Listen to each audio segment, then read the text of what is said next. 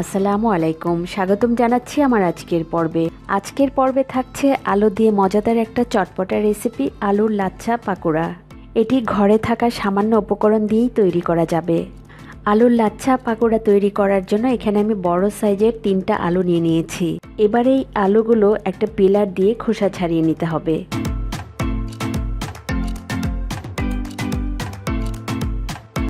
আলুর খোসা ছাড়িয়ে আলুগুলো একবার ধুয়ে নিয়েছি। এবার আলুগুলো একটা ভেজিটেবল গ্রেটার দিয়ে গ্রেট করে নিতে হবে। গ্রেটারের এই পাশটা দিয়ে আলুগুলো গ্রেট করে নিব। আর আলুগুলো কিন্তু আমি একটু লম্বালম্বি করে গ্রেট করে নিচ্ছি। আলু গ্রেট করার সময় আলুগুলো কিন্তু একটু লম্বা করে গ্রেট করে নিতে হবে, তাহলে পাকোড়াগুলো দেখতে সুন্দর হবে এবং মুচমুচে হবে। আর এইভাবে করে আমি সবগুলো আলু গ্রেট করে নিব। আলুগুলো গ্রেট করা হয়ে গেছে। এবার আমি গ্রেট করা আলুগুলো একটা বাটির মধ্যে নিয়ে নিচ্ছি। গ্রেট করা আলুগুলো খুব ভালো করে ধুয়ে নিতে হবে। আলুতে যে স্টার্চ থাকে সেটা যেন চলে যায়। আলুতে যদি স্টার্চ থাকে তাহলে পাকোড়াগুলো কিন্তু মুচমুচে হবে না।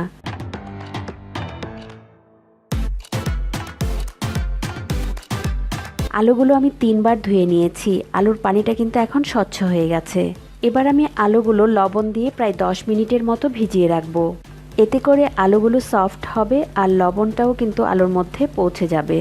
প্রয়োজনের তুলনায় একটু বেশি লবণ দিয়ে আলুগুলো ভিজিয়ে রাখতে হবে, তাহলে পরে আর লবণের প্রয়োজন হবে না। এবার আমি আলুগুলো 10 মিনিটের জন্য ভিজিয়ে রাখছি। পরে লবণ দিয়ে মাখালে যে কোনো সবজিতে কিন্তু পানি উঠে আসে। এতে করে আলুটা মাখানোর পরেও কিন্তু পানি ওঠার কোনো চান্স থাকবে না। 10 মিনিট হয়ে গিয়েছে আর খেয়াল করে দেখেন আলুগুলো কিন্তু বেশ সফট হয়ে গিয়েছে। এবার 2 হাত দিয়ে ভালো করে চিপে পানি ঝরিয়ে নিচ্ছি।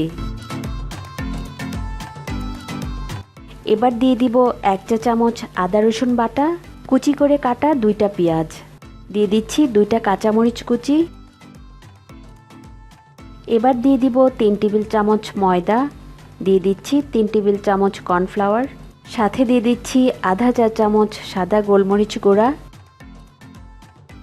আর দিয়ে দিচ্ছি 4 টেবিল চামচ ধনেপাতা কুচি।